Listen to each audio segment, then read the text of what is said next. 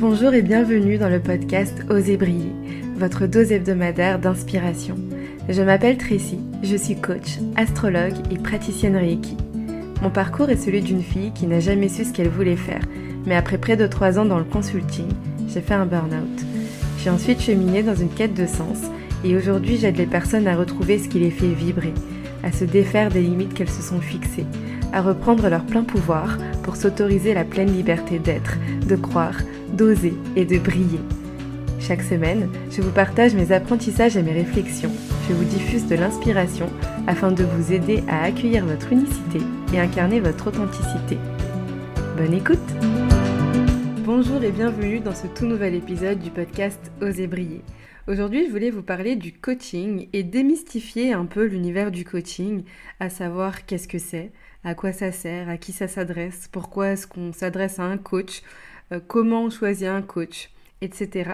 Donc je sais que ce sont des questions qui peuvent être floues, que souvent on me dit ok le coaching oui, mais concrètement c'est quoi ? Donc voilà, je voulais faire cet épisode pour parler du coaching et tenter de répondre aux questions que vous pourriez vous poser, vous expliquer un peu mon approche et ma démarche. Et bien sûr, je suis ouverte à toutes les questions que vous auriez à la suite de cet épisode.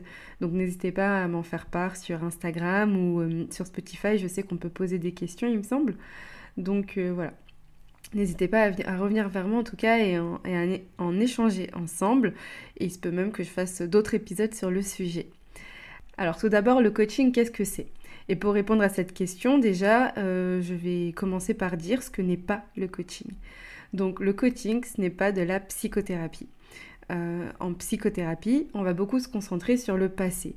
On va venir comprendre qui vous êtes et qu'est-ce qui a fait que dans votre passé, il s'est passé X ou Y chose pour qu'aujourd'hui vous soyez là où vous êtes.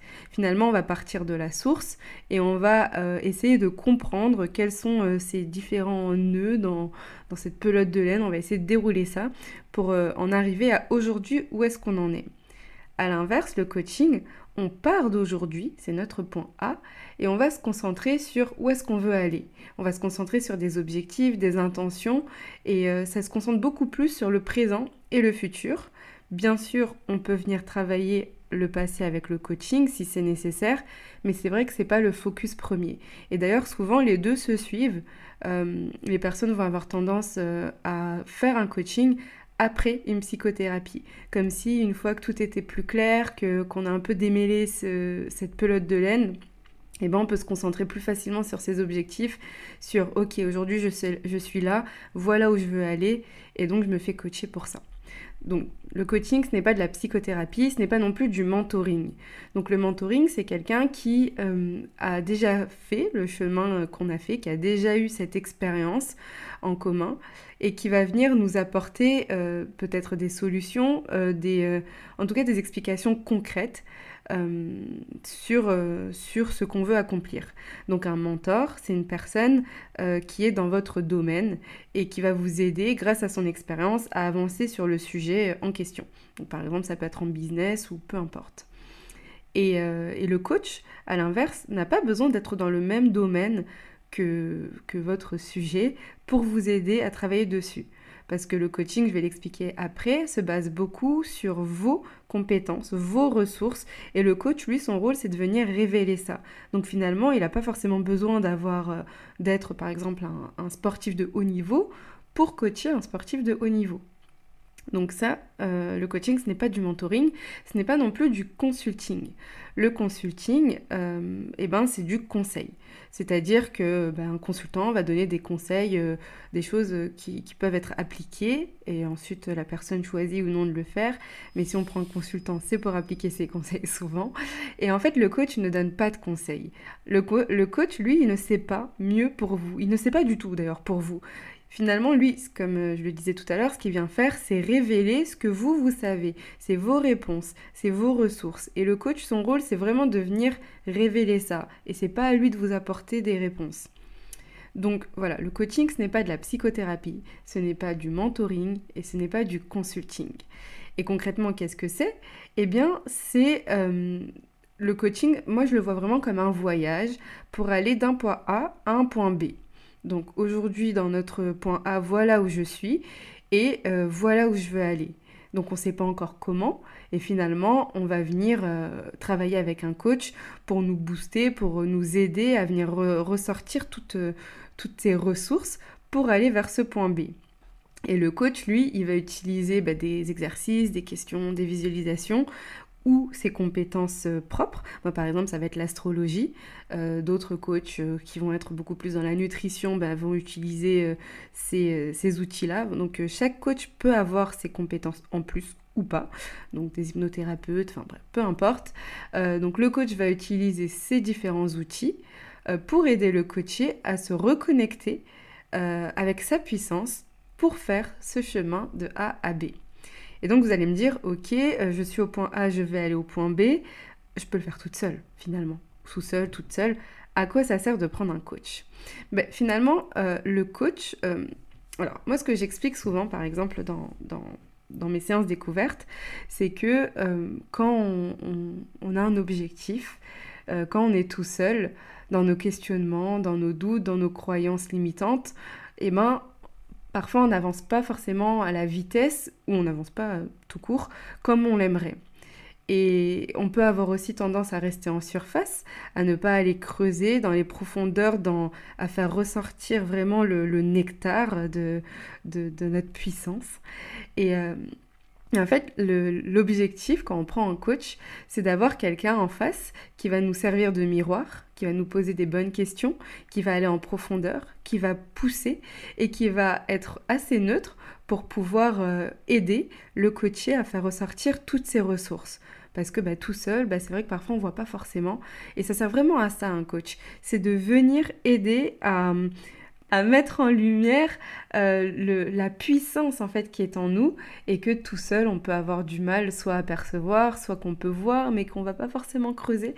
Donc voilà, c'est vraiment avoir une personne à côté de nous qui va nous servir un peu comme un phare dans la nuit, qui va éclairer la zone sans nous guider, qui va juste être à côté en nous disant ok, je te tiens la main si tu le souhaites, c'est pas moi qui lead, je suis pas devant, je suis pas non plus derrière, je vais pas te pousser, je suis juste à côté et je te suis et moi je suis là pour éclairer la zone. Donc ça sert à ça un coach.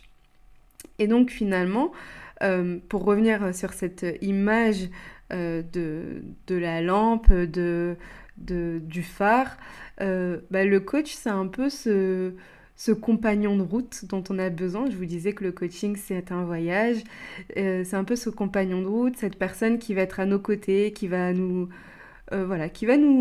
assister, nous suivre, sans nous pousser, sans nous tirer, mais qui va quand même nous challenger, qui va quand même nous poser la question quand on va se retrouver face à deux chemins, et qui va nous dire, alors tu vas aller A ou B?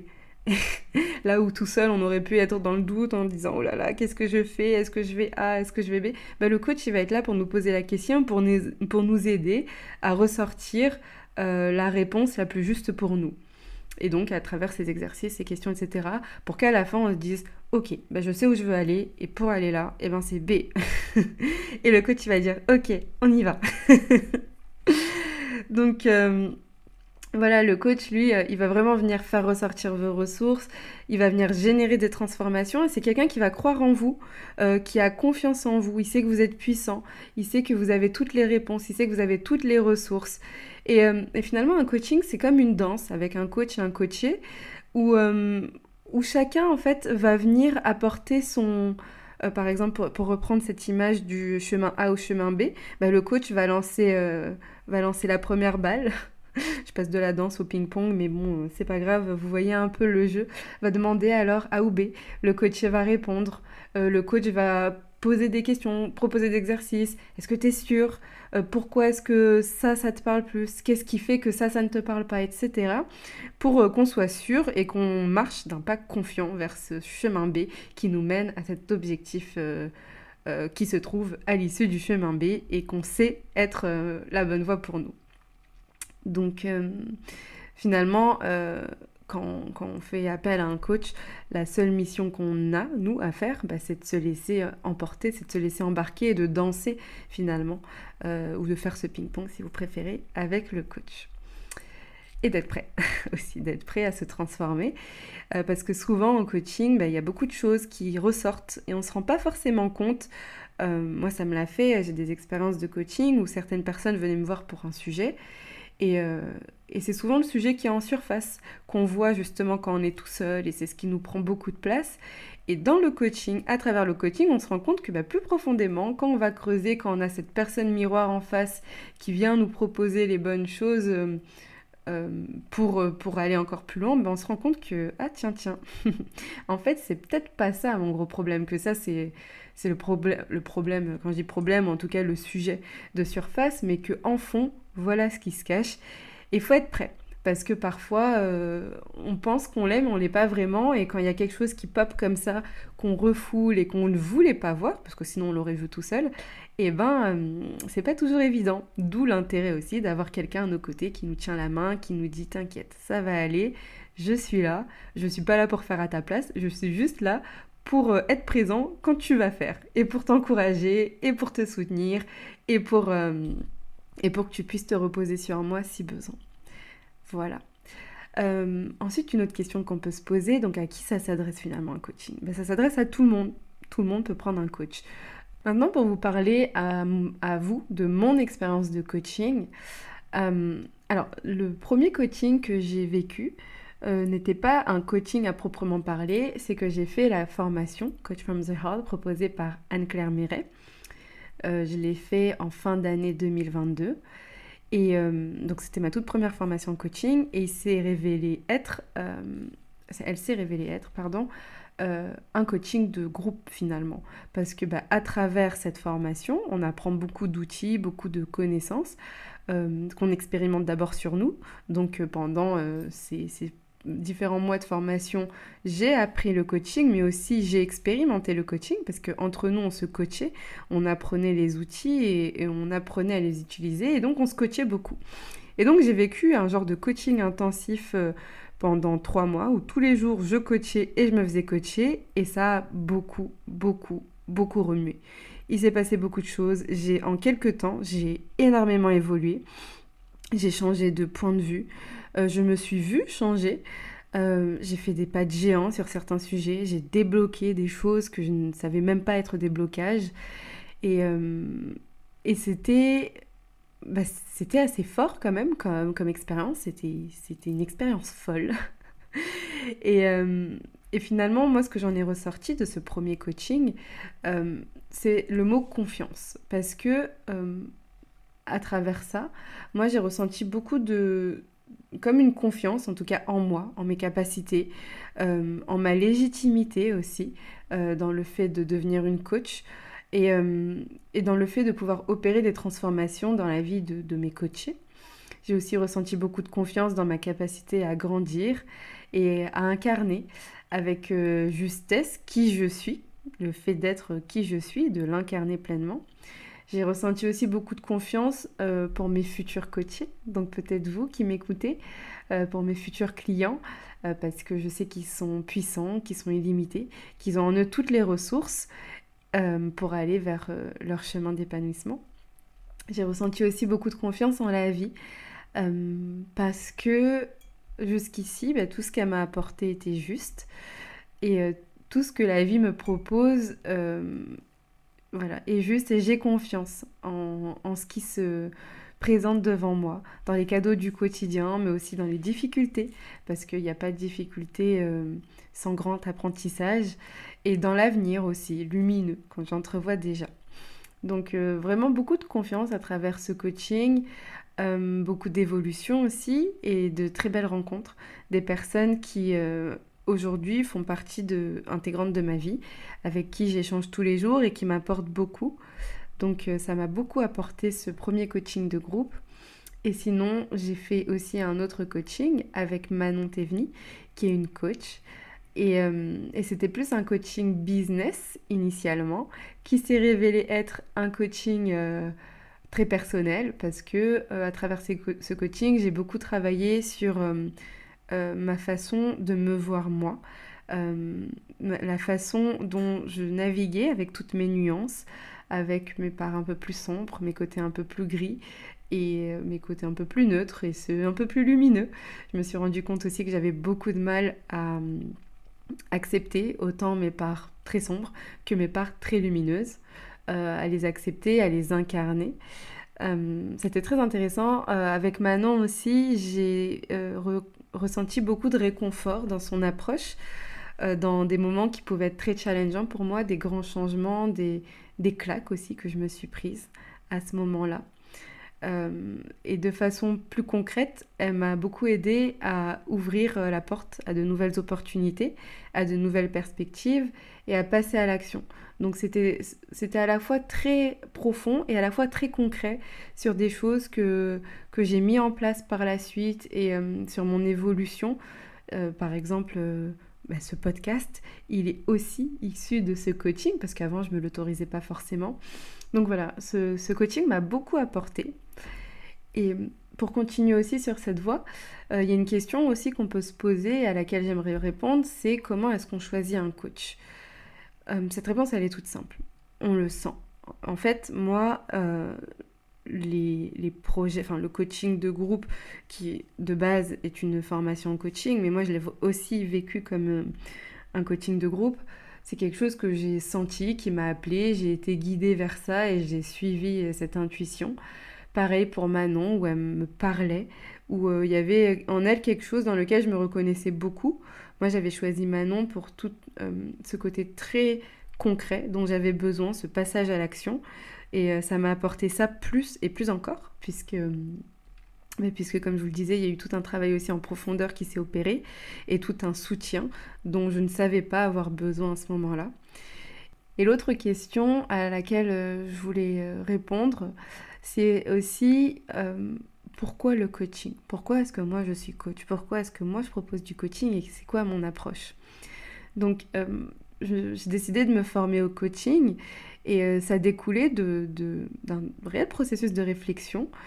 En fait, après mon arrêt maladie, après mon burn-out, quand je suis retournée aux sources et pendant cette période où j'ai beaucoup introspecté, je me suis posé des questions du type qu'est-ce que j'aime, qu'est-ce qui m'anime, qu'est-ce que je veux vraiment faire, comment est-ce que je veux contribuer, etc. Et je me rappelle que je marchais au bord de la plage et j'écrivais des petites notes sur mon téléphone à toutes ces questions. Et ça a infusé quelques temps et après encore des réflexions, des discussions, etc. Moi, j'ai compris que ce que je voulais, c'était d'aider les personnes à être alignées, à retrouver ce qui les faisait vibrer, à se défaire des limites qu'elles se sont fixées et finalement à oser être dans leur plein pouvoir, dans leur authenticité. Moi, ce que je voulais, c'était m'adresser à des personnes qui pouvaient se sentir étriquées, perdues, enfermées dans une boîte, dans un quotidien, dans une vie qui ne leur correspond pas forcément.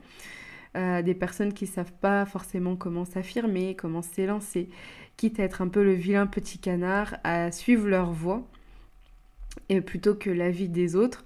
Finalement, en fait, moi, ce que je voulais faire, c'était de contribuer à l'épanouissement personnel de ces personnes, à leur bien-être, à leur confiance en elles, etc. Et c'est en ça que je me suis tournée vers le coaching. Et donc, je vois le coaching un peu comme un noyau, comme la base, en fait, de ce que je souhaite créer et qui regroupe l'ensemble de mes outils. Donc, c'est pour ça que j'appelle ce que je propose un coaching holistique. Donc, il y a l'astro, le coaching, le reiki. Et voilà un peu comment moi, je vois le coaching. Je vous remercie de m'avoir écouté jusqu'ici. Je vous invite à me suivre sur la plateforme d'écoute sur laquelle vous êtes potentiellement, à vous abonner si ce n'est pas déjà fait, et à laisser une note si votre plateforme vous le permet, si cet épisode vous a plu. Et surtout, si vous le souhaitez, à revenir vers moi pour échanger, pour me poser d'autres questions, pour communiquer, pourquoi pas pour prendre connaissance de mes offres en coaching, à ce que je propose. Et je serai ravie de partager avec vous. Je vous souhaite une très bonne journée, une très belle après-midi, une très belle nuit. Et je vous dis à bientôt. Merci pour votre écoute. Si cet épisode vous a plu et que vous souhaitez me soutenir, n'hésitez pas à le partager autour de vous. Je vous invite à le noter avec la note de votre choix sur votre plateforme d'écoute préférée et à vous abonner au podcast pour être informé des prochains épisodes. À bientôt!